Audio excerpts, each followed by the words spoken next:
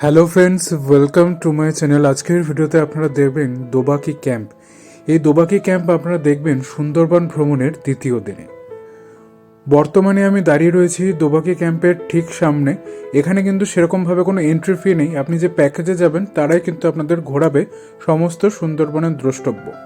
দোবাকি ক্যাম্পের প্রবেশদ্বারের ভিতর দিয়ে প্রবেশ করে এরকম হাঁটা পথ, আর নিচে রয়েছে আপনার জঙ্গলের বিস্তৃত এরিয়া, এবং উপর থেকে আপনি দেখতে পাবেন সম্পূর্ণ জঙ্গল। এখানে জঙ্গল কিছুটা হালকা হলেও সামনে দিকে গেলে জঙ্গল হবে বেশ ঘন। এবং এখান থেকে কিন্তু আপনি উপর থেকে ভাগ্য ভালো থাকলে হরিণ কিন্তু দেখতেই পাবেন। দেখুন, যেমন নিচে বসে রয়েছে একটি হরিণ, এরকম আমরা 3-4টি হরিণ দেখতে পেয়েছিলাম এই দোবাকি ক্যাম্পের ওয়াচ টাওয়ার যেতে। পায়ে হেঁটে চলে এলাম ওয়াচ টাওয়ারের ঠিক সামনে। এবার আমরা ওয়াচ টাওয়ারের উপরে উঠব। এখান থেকে সেরকম কিছু দেখা না গেলেও বিস্তৃত জঙ্গল দেখতে পাবেন।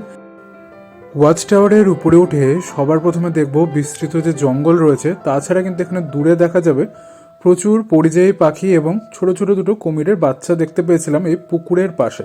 এবং দেখতেই পাচ্ছেন বিস্তৃত জঙ্গল যে সুন্দরবনের দোবাকি ক্যাম্প থেকে দেখা যায়, এটা হচ্ছে সে বিস্তৃত জঙ্গল এবং দোবাকি ক্যাম্প। ওয়াচ টাওয়ার থেকে আপনারা দেখছেন দোবাকি ক্যাম্পের ভিউ। ভিডিওটা ভালো লেগে থাকলে লাইক, কমেন্ট, শেয়ার করে দেবেন। চ্যানেলের প্রথমবার এসে থাকলে এটা সাবস্ক্রাইব করে সাপোর্টে থাকবেন। এবং কোনো কোয়ারিজ থাকলে অবশ্যই কমেন্ট বক্সে আসুন, আমি যথাসম্ভব উত্তর দেওয়ার চেষ্টা করব। জুম করে দেখানোর চেষ্টা করলাম যে পরিযায়ী পাখিগুলো রয়েছে, এবং তাছাড়া যে দুটো সরু সরু ফিতের মতো দেখতে পাচ্ছেন ওগুলো কিন্তু রয়েছে ছোট ছোট দুটো কুমিরের বাচ্চা। এবং সম্পূর্ণ জঙ্গলটা যেটা দোবাকি ক্যাম্প থেকে দেখা যায় সেটাও কিন্তু আমি আপনাদের সামনে তুলে ধরলাম আমার এই ভিডিওর মাধ্যমে। দোবাকি ক্যাম্পের ভিডিওটা এখানে শেষ হবে। ভালো লাগলে লাইক, কমেন্ট, শেয়ার করে এবং চ্যানেলের প্রথমবার সে থাকলে একটা সাবস্ক্রাইব করে সাপোর্টে থাকবেন। Thanks for watching.